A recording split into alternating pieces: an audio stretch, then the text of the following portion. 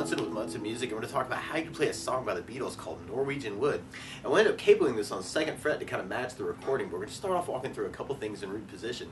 And we start off with this cool little melody, actually, and if you wanted to kind of follow those notes, you could start with the open D, and then go to 2nd fret on the G string as kind of a hammer on the 4th fret. So I'm kind of playing that 2nd fret on the G and kind of putting my 3rd finger down on the G string 4th to carry the sound. Then we go back to 2nd fret on the G, open G, and then 4th fret on the D, and then 2nd on the D, open G, 4 on the D, open D, and then 3rd on the A, open G, 2nd on the A, and then open A. And then there's kind of this little taglet where you could go open G and kind of do a hammer on back to 2nd fret. So you got 0, 2, 4, 2, 0, 4, 2, 0, 4, 0, 3, 0, 2, 0, 0, 2, 2, 4, 2, 0, 4, 2, 0, 4, 0, 3, 0, 2, 0, 2. And that kind of happens around a D major and a C major chord. When you play D major, first finger goes to the G string 2nd fret, 2nd finger on the high E 2nd fret, and 3rd finger on the B string 3rd fret. And if you strum the D string to the high E string, that sounds a D major chord and sounds really happy. Now you may also want to think about lifting off the 2nd finger and making that a D suspended 2nd, or adding in the pinky on the high E 3rd, making that a D sus or D suspended chord. Now we could say some things around D's in general. And then from the D, there's this quick change actually to a C major chord. When we play C major, first finger goes to B on the 1st fret, 2nd on the D string 2nd, 3rd finger on the A string 3rd, and if you strum all the others, the A string to the high E string, you get your clear sound. That's called C major. And if you lift off the 1st finger, that makes that a C major 7. Kind of dig on that. Or you could put the pinky on the B string 3rd fret and make that a C major 9. Or another way to play C major 9 is to do 1st finger on the D 2nd, 2nd finger on the A 3rd, 3rd finger on the B string 3rd, pinky on the high E 3rd. Kind of work that for your C major 9. And then from the C, we kind of go back to our D major chord. Through the tune, it's almost like kind of this 6 pulse, actually, kind of a D, 2, 3, 4, 5, 6, D, 2, 3, 4, 5, 6, until we get the D, C, and then you may want to think 1, 2, 3, C, 1, 2, 3, D, 1, 2, 3, 4, 5, 6. So you could do it with just kind of a down idea. I'm kind of adding a little bit of muting to that, but that might be kind of a cool way to work it if you're just starting out. D, C, D. Or if you're a little bit more adventurous, you could kind of get the notes of the lick to happen around the chords. And you can have the open D, and then do a down, up, and then hit your 2-4 hammer on. You may have to use 1st finger to 4th finger for this, to go back to 2nd, open G, 4th finger for the D string 4th, and then you could do the D chord with a down, up, and then you could go 2 on the D, open G, 4 on the D, open D, and then a D chord with another down, up. And the C lick is kind of that 3, 0, 2, and then you'd be back to the D chord for kind of an open A, and then a down, up, and then you can do that hammer on back into the chord on the 0, 2, and then up, down.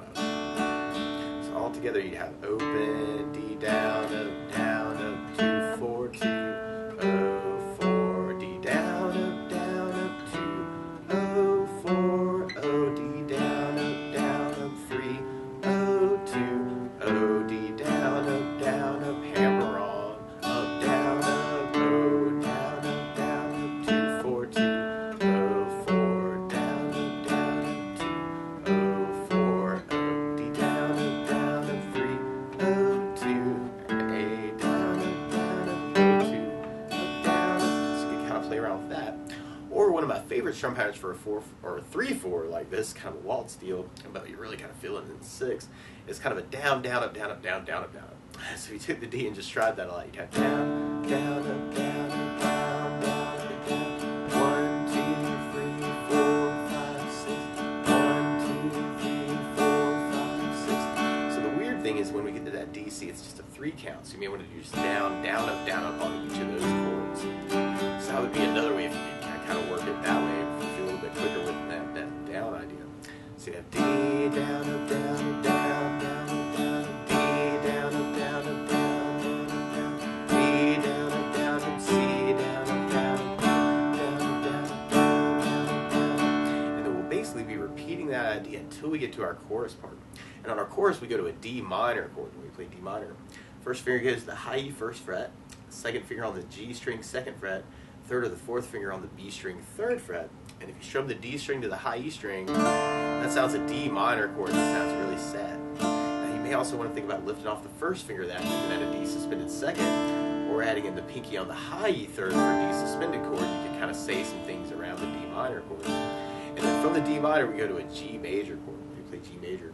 First finger goes to A on the second fret, second finger on the low E string third fret, third finger on the high E third fret. And if you strum all those together, that sounds a G major chord that sounds really happy. Now you may also want to think about putting the third finger on the B string third, pinky on the high E third, kind of working that for your G. And then from the G we go back to D minor, but then we go to an E minor chord. Normally you do this first finger on the A second, second finger on the D string second. If you strum all those together, that sounds an E minor chord that sounds really sad. Now you may also want to think about adding in the third on the B, pinky on the high E third, making that an E minor 7. And then from the E minor we go to an A major chord. When we play A major, first finger goes to the D second fret, second finger on the G second, third finger on the B string second fret. If you strum all those together, big party on the second fret. Sounds really happy. Call it A major. Now you may also want to think about lifting off the third finger, making that an A suspended second, or adding in the pinky on the B string third for an A suspended chord, kind of saying some things around the A. Or you could take the A shape and lift off second finger and make it an A7, get a little bit more bite to point back to B. Or you could readjust the fingers and add in the pinky on the high third for an A7. So you have to think about using that too. So through that chorus part, we have kind of that D minor, G, 1, 2, 3, 4, 5, 6, G, D minor, D minor, E minor, A. And then from there we'd be repeating those parts through the song. Now the weird part is, instead of starting on a D major chord, the Beatles are starting on an E major chord. So to play along with the recording, what you want to do is take a capo, and if you put the capo on second fret, then now your D is really an E major chord, and your C is really a D major chord, and the D minor is really an E minor chord, and the G is really an A major chord, and your E minor chord is really an F sharp minor, and your A is really a B major chord. But to take it from the very beginning, you may want to use just those intro licks, kind of O, 2, 4, 2, O, 4, 2, O, 4, O, 3, O, 2, O, O, 2, and that might be kind of cool when people be like, oh my gosh, this Norwegian one, I love this song, it's great, man, I hope they do a great job covering it. Or you can kind of work that around the chords, right, kind of D, high D, C, D, or you could kind of work the downs, actually, D,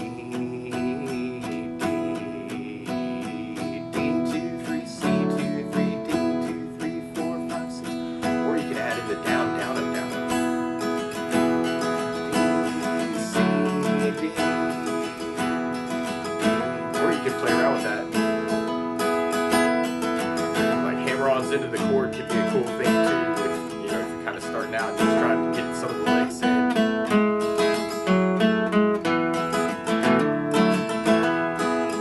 So you want to kind of play around with it and see what you want to say with it. And we'd be repeating that until we get to our chorus part. And we got kind of D minor, D minor,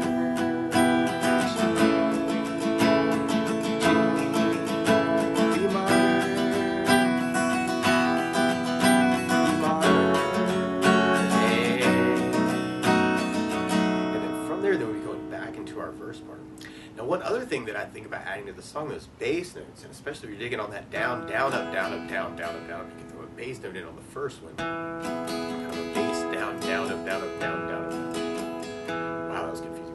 Bass down, up, down, up, down, down, up, down, up, bass down, up, down, up, down, down, down, up. So on the D, you'd have the D for the bass. And then on the C, you'd have the A for the bass.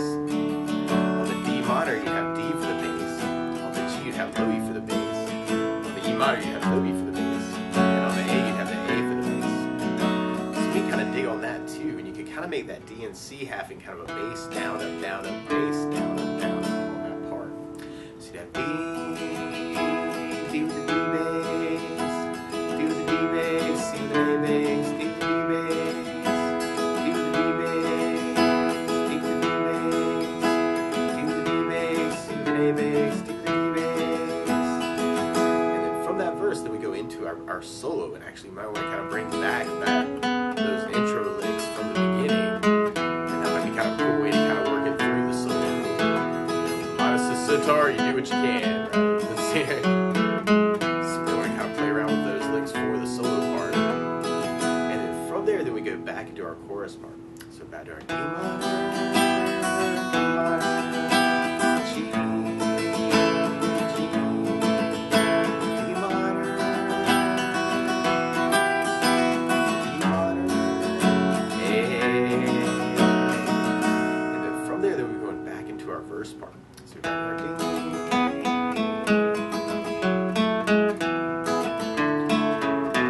Or you want to mix it up different ways. Feel free to kind of take this lesson and run with it any way you want to. Kind of make the tune your own. And then we end up back on our solo. Or mixing up those notes can be kind of cool too. And then we got a big D at the very, very end. But that's the basics of how you can strum through Norwegian wood. This bird is flown by the Beatles, so good luck.